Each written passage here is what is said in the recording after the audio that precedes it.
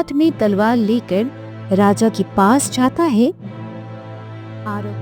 तभी वह राक्षस तालाब से प्रकट हुआ। तुम कौन हो और यहाँ क्यों आए हो? चुपचाप यहाँ से चले जाओ, वरना तुम्हारा भी यही हाल होगा जो इस मानव का हुआ है। आरव की बात सुनकर राक्षस को बहुत गुस्सा आता है और वह उसे मारने के लिए दौड़ पड़ा। दोनों में भयंकर लड़ाई होती है। तभी वह गाय। बहुत समय पहले की बात है। समुद्र के किनारे बसा एक छोटा सा गांव था। गांव की सुंदरता तो प्रकृति ने ही बनाई थी, लेकिन वहां के लोगों का दिल उसे और भी खास बना देता था। उसी गांव में दो सगे भाई रहते थे, रघु और शंकर। दोनों बचपन से साथ खेले, साथ खाया, साथ बड़े हुए। लेकिन जब बड़े हुए तो उनके स्वभाव में जमीन आसमान का अंतर आ गया। रघु, जो कि बड़ा भाई था, अत्यंत नेक, परिश्रमी और दयालु था। वह मछुआरे का काम करता था। रोज सुबह सूरज उगने से पहले समुद्र में अपनी जाल लेकर निकलता और दिन भर मेहनत करके मछलियां पकड़ता। फिर शाम को बाजार में जाकर उन्हें बेचता। उसे जो पैसे मिलते उसी से अपना और अपने छोटे बेटे आरव का पेट भरता। रघु की पत्नी का देहांत उस समय हुआ था जब आरव सिर्फ 6 महीने का था। उस दिन के बाद से रघु ने अपने जीवन का हर क्षण अपने बेटे की परवरिश में लगा दिया।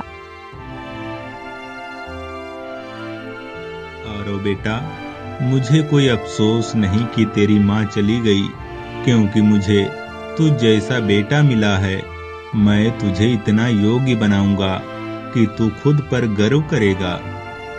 पिताजी, मैं आपकी हर बात मानूंगा और एक दिन आपको गर्वित करूंगा।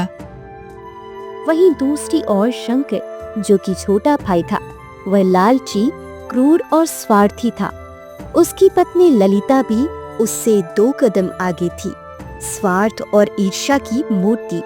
वे दोनों रघु की नेक दिली और उसके बेटे की मासूमियत से चलते थे। हर रोज वो मछलियां पकड़ कर लाता है और खुद खाता है। हमें कभी नहीं पूछता क्या हम उसके भाई बहन नहीं हैं? एक दिन हम ऐसा कुछ करेंगे कि रघु भी नहीं रहेगा और उसका बेटा भी नहीं, तब सब कुछ हमारा होगा।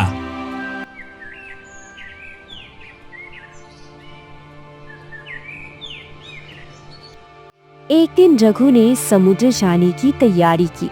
उस दिन आकाश में थोड़े बादल थे, पर रघु ने सोचा कि ये सामान्य बात है। आरव बेटा, मैं समुद्र से मछलियां पकड़ने जा रहा हूँ। तू चाचा चाची के पास रहना, मैं शाम तक लौट आऊंगा। ठीक है पिताजी, जल्दी लौटिएगा। रघु अपनी नाव लेकर समुद्र की ओर निकल पड़ा और समुद्र के पास पहुंचकर अपनी नाव में बैठकर मछलियां पकड़ने लगा। लेकिन दोपहर होते होते मौसम काफी बिगड़ गया। काले काले बादलों ने पूरे आसमान को ढक लिया था। समुद्र में तूफान आया और ऊंची ऊंची लहरें उठने लगी। रघु की नाव उन लहरों में बहती चली गई। गांव में जब उस रात तक वो नहीं लौटा तो लोग चिंतित हो उठे।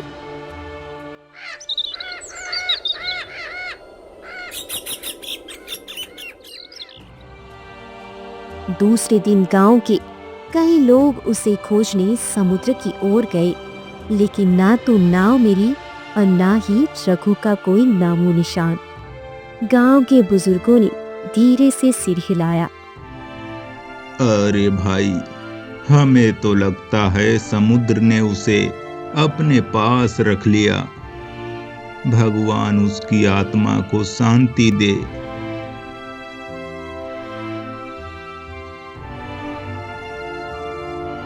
आरव अब पूरी तरह से अनाथ हो गया था।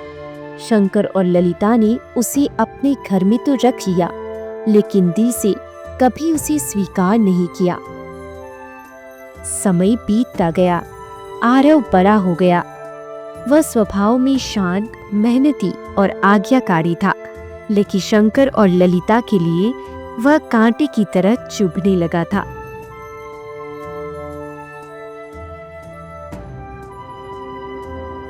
हर समय इस लड़के का चेहरा देखकर मन खट्टा हो जाता है। इसे किसी तरह हटाना होगा। सही कहती हो, इसे जंगल में छोड़ आते हैं, फिर जो होगा देखा जाएगा।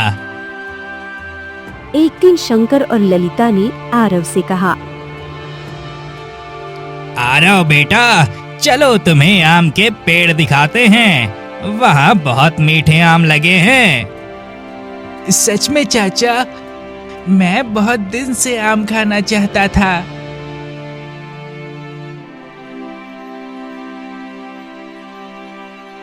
वे उसे गहरे जंगल में ले गए और एक सुनसान जगह पर छोड़कर चुपचाप लौट आए। चाचा, चाची, आप लोग कहाँ हो? चाचा। वह अकेला पेड़ के नीचे बैठकर जोर जोर से रोने लगा। जंगल की आवाजें, पक्षियों की चीखें और दूर दूर तक सन्नाटा उसे और डरा रहा था। तभी एक सफेद गाय उसके पास आई। वह गाय साधारण नहीं थी, उसकी आंखों में करुणा और बुद्धि थी। बेटा, तू क्यों रो रहा है? चाचा चाची मुझे यहाँ छोड़कर चले गए। मेरे पिताजी भी नहीं रहे, अब मैं क्या करूं? डर मत बेटा, अब से मैं ही तेरी माँ हूँ। चल मेरे साथ, वरना कोई जंगली जानवर तुम्हें नुकसान पहुंचा सकता है।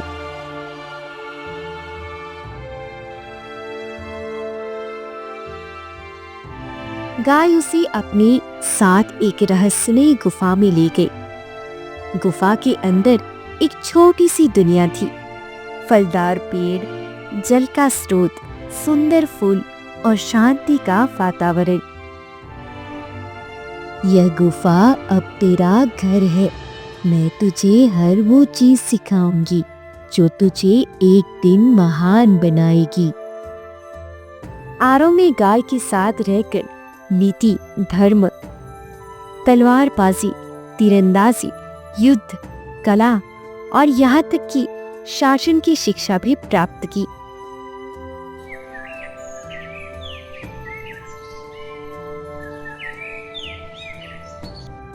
कुछ समय बीतने के बाद वह बड़ा होकर एक तेजस्वी, सुंदर और बहादुर युवक बन गया। माँ, अब मैं तैयार हूँ।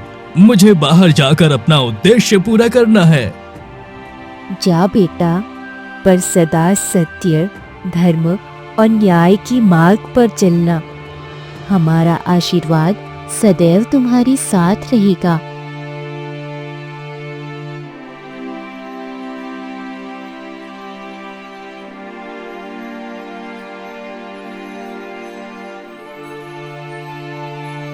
एक दिन आरव जंगल में लकड़ियां काट रहा था। उसी दिन पड़ोसी राज्य की राजकुमारी अमृता अपने सेवकों के साथ शिकार खेलने आई। तभी एक भयंकर शेर ने उस पर हमला कर दिया। बचाओ, बचाओ, कोई है, मुझे बचाओ, बचाओ, बचाओ, बचाओ, कोई है। राजकुमारी की आवाज सुनकर आरव वहां पहुंचा और शेर से भिड़ गया। उसने बहादुरी से शेर को मार गिराया। तुमने मेरी जान बचाई है। तुम्हारा नाम क्या है और तुम रहते कहाँ हो? मेरा नाम आरव है। मैं इसी जंगल में एक गाय के साथ रहता हूँ। कल महल आ जाना, मैं तुम्हें अपने पिताजी से मिलवाना चाहती हूँ।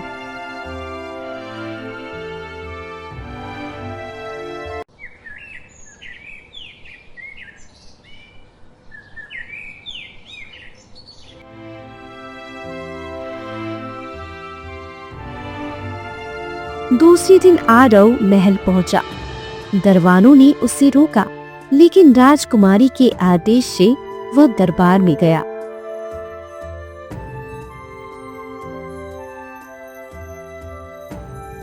यही है वो वीर युवक जिसने तुम्हें बचाया।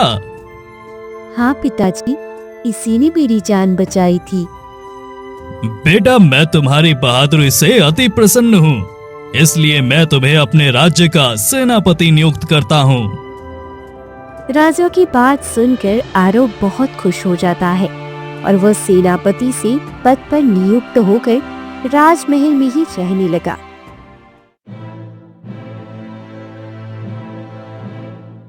कुछ दिन बाद राजा शिकार के लिए जंगल गए। शिकार के दौरान राजा को प्यास लगी। वे एक रहस्यमयी तालाब के पास पहुंचे। प्यास लगने पर उन्होंने जैसे ही पानी पीने की कोशिश की, तालाब में से एक भयानक राक्षस प्रकट हुआ। रुक जाओ, तुम्हारी हिम्मत कैसे हुई हमारे तालाब में पानी पीने की? तुम कौन हो और मुझे पानी पीने से क्यों रोक रहे हो? ये तालाब मेरा है और मैं इस जंगल का राजा हूँ। अगर तुमने मेरी बात नहीं मानी तो मैं तुम्हें अभी मार डालूंगा।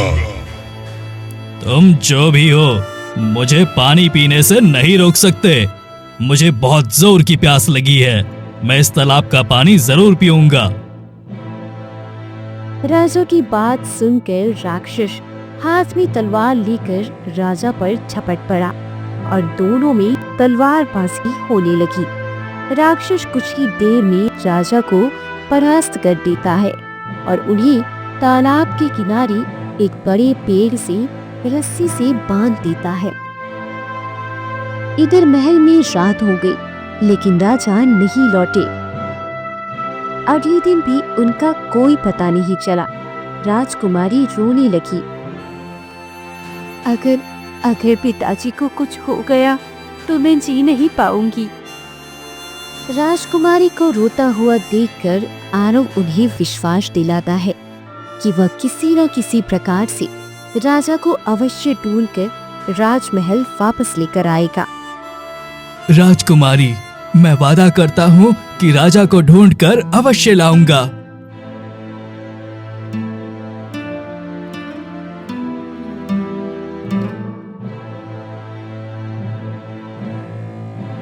आरव जंगल की ओर निकल पड़ा। वह काफी समय जंगल में भटकता रहा, पर उसे राजा का कोई भी पता नहीं चला। वह निराश होकर एक पेड़ के नीचे बैठ जाता है।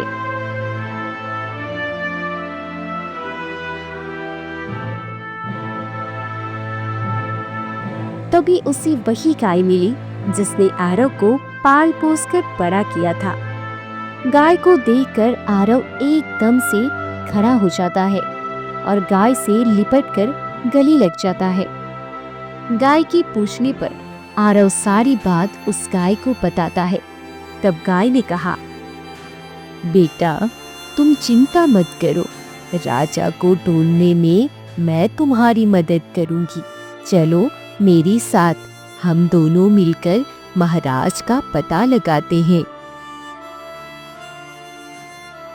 वे दोनों राजा को ढूंढने के लिए निकल पड़े। कुछ दूर जाने के बाद उन्हें रास्ते में चीकू बंदर मिलता है। अरे गाय बहन, तुम इस नौजवान के साथ कहाँ जा रही हो? कहीं ये नौजवान तुम्हें कोई नुकसान तो नहीं पहुँचाने वाला? अगर तुम्हें मेरी जरूरत हो तो मैं आपकी मदद करने के लिए तैयार हूँ। बंदर के पूछने पर गाय राजा के शिकार पर से न लौटने की सारी बात बताती है। तभी बंदर ने कहा, कहीं तुम उस राजा की बात तो नहीं कर रही जिसे मायावी तालाब का राक्षस बंदी बनाए हुए है? बंदर की बात सुनकर वे दोनों आश्चर्यचकित हो जाते हैं। बंदर गाय और आरव को अपने साथ लेकर उस तालाब के पास जाता है। तो ये देखते हैं कि राजा निसहाय रस्सियों से बंधे हुए वहां पर थे। तभी आरव गुस्से से तालाब की ओर बढ़ता है। तभी वह गाय उसे रोकते हुए कहती है, रुक जाओ बेटा, वह कोई साधारण तालाब नहीं है, वह तालाब मायावी है। वहाँ जो भी जाता है राक्षस उसे मार देता है, लेकिन तुझे बुद्धि से काम लेना होगा। आरव हाथ में तलवार लेकर राजा के पास जाता है। आरव को देखकर राजा डर कर कहने लगा, आरव, भाग जा बेटा, ये राक्षस तुझे भी खा जाएगा। महाराज, मैं डरने वालों में नहीं हूँ। तभी वह राक्षस तालाब से प्रकट हुआ। तुम कौन हो और यहाँ क्यों आए हो? चुपचाप यहाँ से चले जाओ, वरना तुम्हारा भी यही हाल होगा जो इस मानव का हुआ है। धूर्त राक्षस, तेरा अंतिम समय आ गया है। तूने निर्दोष लोगों को बहुत सताया है, लेकिन आज के बाद मैं तुझे मार कर इस तालाब को प्रत्येक जीवों के लिए सुरक्षित कर दूंगा। आरव की बात सुनकर राक्षस को बहुत गुस्सा आता है और वह उसे मारने के लिए दौड़ पड़ा। दोनों में भयंकर लड़ाई होती है। तभी वह गाय आरव को बताती है कि इस राक्षस की सारी शक्तियां इसके गले में बंधी हुई हड्डी में है। गाय की बात सुनकर आरव राक्षस के गले से वो हड्डी तोड़ देता है। हड्डी के टूटते ही राक्षस का अंत हो जाता है। फिर आरव राजा को मुक्त कर देता है।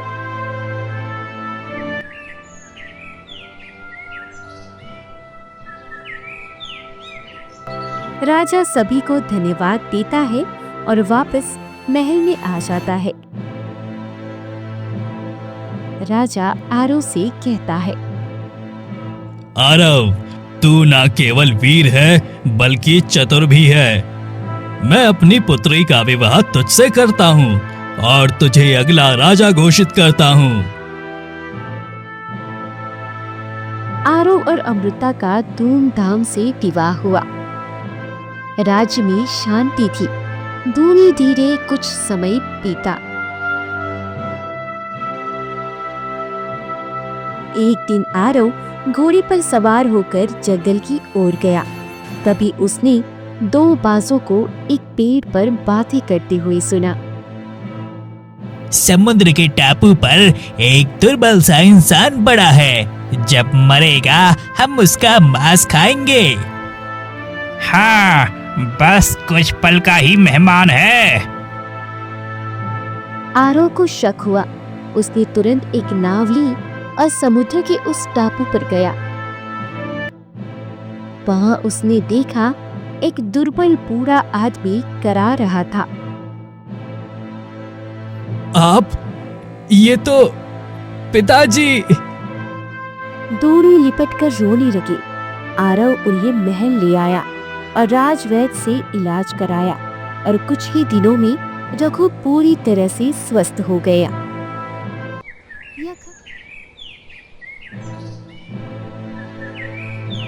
यह खबर शंकर और ललिता तक भी पहुंच गई। ये बहुत पछता रहे थे। वे महल आई और आरव के चरणों में गिर पड़े। भतीजे, हमने तुझसे बहुत बुरा व्यवहार किया, हमें माफ कर दे। मैं तुम्हें माफ करता हूँ, लेकिन तुम्हें अपना मान सकूं इतनी मेरे में हिम्मत नहीं है। मैं तुम्हें अपना चाचा चाची मानने से इनकार करता हूँ। शंकर और ललिता को अपने किए पर बहुत पछतावा हुआ। वह मुंह लटकाकर वापस वहां से चले गए। राज्य में आरव की प्रसिद्धि और न्यायप्रियता दिन प्रतिदिन बढ़ती गई। वह सिर्फ ना ही एक महान योद्धा बल्कि एक आदर्श राजा बन गया था।